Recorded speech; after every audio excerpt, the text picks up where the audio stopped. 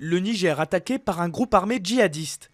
Un double attentat à la voiture piégée a fait une vingtaine de morts dans le nord du pays. Un kamikaze a également pris plusieurs militaires en otage. À Arlit, l'une des bombes a explosé sur un site minier du groupe Areva, faisant un mort et 14 blessés. Le groupe qui a revendiqué ces attentats affirme avoir voulu viser la France et le Niger à cause de leur engagement au Mali. Les habitants sous le choc dans le quartier londonien de Woolwich, au lendemain de la mort d'un soldat poignardé en pleine rue par deux hommes au discours d'extrémistes islamistes. Le Premier ministre britannique David Cameron réfléchit à d'éventuelles mesures à prendre pour éviter un autre drame de ce type. Il a par ailleurs dénoncé une attaque contre la Grande-Bretagne, mais aussi une trahison de l'islam.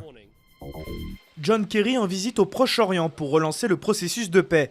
Le secrétaire d'État américain a rencontré le Premier ministre israélien Benjamin Netanyahou, puis le président palestinien Mahmoud Abbas.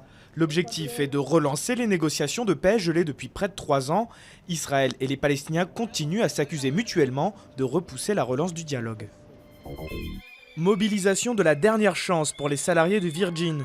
Le tribunal de commerce de Paris leur a accordé jusqu'au 10 juin pour examiner les offres de reprise. Il a jugé que les offres actuelles n'étaient pas satisfaisantes. Mais l'espoir reste mince pour les salariés après le retrait du principal repreneur. L'enseigne Virgin est en redressement judiciaire depuis la mi-janvier. Georges Moustaki s'est éteint. L'inoubliable auteur de Milord et du Métèque est décédé des suites d'une maladie respiratoire. Il avait 79 ans. Moustaki avait écrit pour les plus grands, de Barbara à Reggiani. Le monde de la chanson salue aujourd'hui le talent immense de celui que l'on surnommait le pâtre grec.